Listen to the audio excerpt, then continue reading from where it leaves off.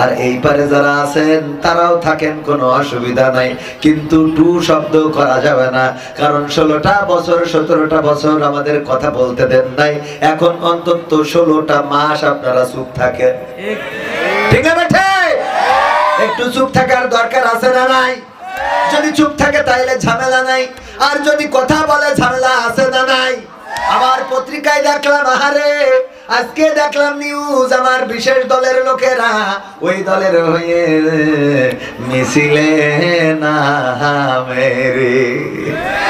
ওয়াল্লাহ জাত গেল বলো এ কোন আজব কারখানা, জাত গেল বলো। সত্য কাজে কেউ নয় রাজি, ওরে সত্য কাজে কেউ নয় রাজি, সবই দেখি টানা না না, জাত গেল বলো। ঠিক আছে? এখন ছাত্র আন্দোলন, বৈষম্য বিরোধী আন্দোলন, জুলাইয়ের বিপ্লবটাকে অনেকেই তথাকথিত বলে থাকে। যারা তথাকথিত বলে 16টা বছর তাদেরকে কোন রাজপথে দেখা যায় নাই, বলেন ঠিক কিনা? 16টা বছর তারা সাঁতার টেনে দিয়ে চেয়ার নিয়ে বসে থাকতো আর জিকির করতো, সুবহানাল্লাহ সুবহানাল্লাহ, কথা কয় না।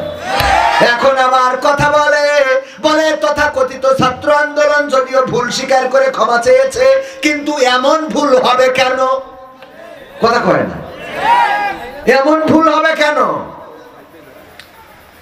মানে এটা হলো এরকম যে ওই আপনার একজন হোটেলে গেছে, তো হোটেলে যাওয়ার পরে ভিআইপি হোটেলগুলো, হোটেল আবাসিক হোটেল, ওইটা তো টয়লেট গ্রামের মতো থাকে না, গ্রামে তো মানুষের এমনি বাগানে ঝাড়া অভ্যাস।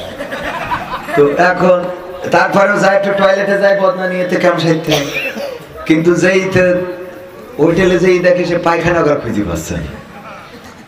পরে কি করবে, ওতে তো কমোডে বসা অভ্যাস নাই, বুঝতেও পারিনি। একবার তো শুনলাম, আমি কাতারে যেয়ে শুনলাম, আমাদের একজন ভাই বলছে যে আরে আমার দাদা এবার ওমরায় যাওয়ার পরে, আমার দূর সম্পর্কের দাদা ওমরায় যাওয়ার পরে মক্কায় মোটামুটি ওই ডাউন প্যান্ট ছিল, সমস্যা ছিল না, মদিনায় এসে টয়লেটে ঢুকছে আর বেরোচ্ছে।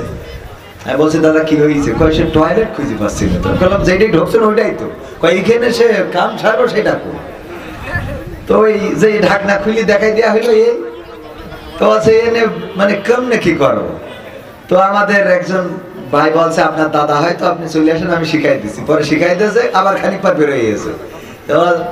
বলছে দাদা কি হইলো, কাম সারেননি? তো বলছে কাম যে সারবো তা সোচ পক্ষী করে সেইটাই তো বুঝতে পারলাম না, বুঝলেননি? মানে ওখানে কাম ছাড়া যাবে, কিন্তু পানি খরচ করবো কি, এই নিয়ে টেনশন।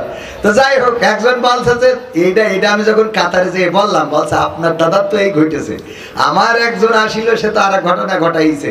ও করিস কি, চিড়ে ভিজাবে তো জায়গা খুঁজে না পেয়ে ওখানে যে পানি জমি রয়েছে ওর মধ্যে চিড়ে ভিজে এসে বলছে চিনিতে গুলাইতে আসি, সহ্য না করে পারা যায়।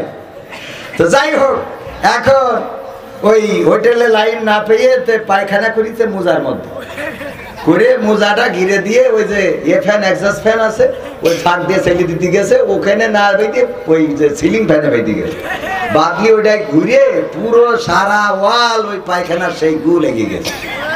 তো হোটেল কর্তৃপক্ষ এসে যখন ধরিয়েছে, বলছে ভাই আমার ভুল হয়েছে, মাফ করে দেন। বলছে তোর মাফ করে দেবো, কোনো অসুবিধা নেই, কিন্তু আমার দুঃখ হইলো তুই এই সারা দালে হাগলি কি করে সেই দেখো। তো বিষয় হলো যে তোদের এরা ভুল হবে কেন, যে তথাকথিত ছাত্র আন্দোলন এই শব্দটা হবে কেন? কথা কয় না। এই ছাত্র আন্দোলন না হইলে খালেদা জিয়া মুক্তি পাইতো না, এই ছাত্র আন্দোলন না হইলে তারেক জিয়া কথা বলতে পারতো না, এই ছাত্র আন্দোলন না হইলে কোন অন্য দল রাজপথে দাঁড়ানোর কোন সক্ষমতা দেখাতে পারতো না, এই ছাত্র আন্দোলন না হইলে উচ্চ পদস্থ নেতা কর্মীরা আজকে স্বাধীনভাবে নির্বাচন দাও এই কথা বলার দুঃসাহস করতো না। সুতরাং ছাত্র আন্দোলনকে তথাকথিত বলা যাবে না, বরং এটা গণবিপ্লব। রক্ত দিয়েছে ছাত্ররা, হাজারেরও অধিক শহীদ হয়েছে, 20,000-এর অধিক আহত হয়েছে, হাত হারিয়েছে, পা হারিয়েছে, চোখ হারিয়েছে, কান হারিয়েছে। এই আন্দোলনকে যারা তথাকথিত বলে, ওরা দাদাদের সুরে কথা বলে, দাদাদের প্রেসক্রিপশন নিয়ে চলে। সুতরাং দাদাদের সুরে যারা কথা বলবে, তারা যেই দলের হোক না কেন, বাংলার জমিনে তাদের রাজনীতি চলবে না। দাদাদের সুরে কথা বলবা, এই দেশে রাজনীতি চলবে। এতদিন দাদারা বাদ দিত, এখন আমরা বাদ দিয়ে শুরু করেছি। ঠিক না ঠিক? তার কাটার বেড়া আমরা লাগাবো। এই দেশ চলবে এই দেশের জনগণের ইচ্ছার উপরে নির্ভর করে। জনগণ যদি চায় ডক্টর ইউনূসকে ক্ষমতায় রাখবে, জনগণ যদি চায় বিএনপিকে ক্ষমতায় আনবে, জনগণ যদি চায় জামাতকে ক্ষমতায় আনবে, জনগণ যেটা সিদ্ধান্ত নেবে সেই জনগণের দেওয়া রায়ে এই দেশের সরকার প্রতিষ্ঠিত হবে। বলেন ঠিক কিনা? ডক্টর ইউনূস এই দেশের জন্য গর্বের কিনা? গর্বের কিনা? আমার তো মনে হয় এমন একটা দিন আসতে যাচ্ছে, আগে আমরা সরকার পতনের আন্দোলন করতাম, আর এখন যে আন্দোলন হবে সেটা বর্তমান সরকার রক্ষার আন্দোলন হবে। কারণ এই সরকার আসার পরে যদি আজকে ডক্টর ইউনূস না থাকতেন, তাহলে দাদারা এবং র মিলে এই বাংলাদেশকে এতক্ষণ বুবুকে নিয়ে গিয়েছেন, বুবুকে যথা জায়গায় বসিয়ে দিয়ে যেতেন। ঠিক না ঠিক? ডক্টর ইউনূস ছোট মাঠের খেলোয়াড় নন, তিনি বড় মাঠের খেলোয়াড়। এই জন্য কিছু করা যাচ্ছে না। নির্বাচন হতেই হবে, নির্বাচন হবে, নির্বাচন আসবে, টেনশন করার কিছু নাই। বক্তব্য হলো ধৈর্য ধারণ করতে হবে। যদি আওয়ামী সরকার এই ছাত্র আন্দোলন না হইতো, তাইলে এখন আওয়ামী সরকার ক্ষমতায় থাকতো 2028 সাল পর্যন্ত। ঠিক না ঠিক? তো 2028 সাল তো না, 26 সালে নির্বাচন দেবে। এতটুকু ধৈর্য সচ্ছে না, এত কানতে আসে, কথা কয় না। হ্যাঁ, বিয়ে তো দেবো, ধানটা উঠুক, ধানটা উঠুক, তাই না? ধানটা গুছাই তো দেবেন, ধান গুছানো আব্বা এখনই দিতে হবে। আল্লাহ হেদায়েত নসিব করে। বলেন আমিন। ক্ষমতায় কেউ স্থায়ী হয় না, হোক না সে হাসিনা কি বারে না, সে আরটা চিরকাল থাকে না। ক্ষমতায় কেউ স্থায়ী হয় না, মুজিবুর বেশি দিন থাকেনি, জিয়াউর কেউ তো রাখেনি। মুজিবুর বেশি দিন থাকেনি, জিয়াউর কেউ তো রাখেনি।